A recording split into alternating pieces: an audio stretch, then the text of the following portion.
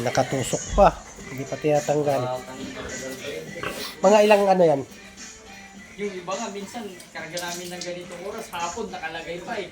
Ano yan? Tinatawag. Kusang lalabas? Oo sir, pero pag mamaya nagiging sagabal sa kanya, kahit bandang alas 12, pwede na Hugutin. Dahanin na lang.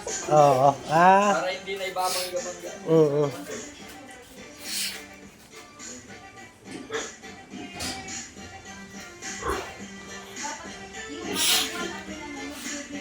Kulit kasi to, sampa ng sampa eh. Oo, yung kanila pag ganyan, may stress yan. Yung palaging Oo. kurso ng kain.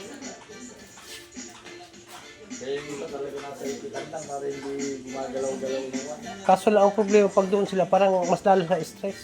Saan sir? Pag doon. Pag nasanay, hindi na yan. Pag nasanay. Oo.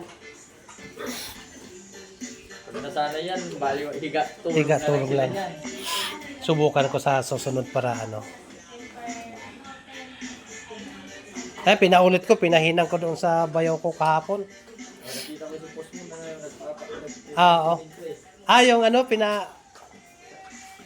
Oo, ito nga, ano, i-repair ko rin yan. Yung isa, yung sa gitna. Mababa din, i-stack yung tubig.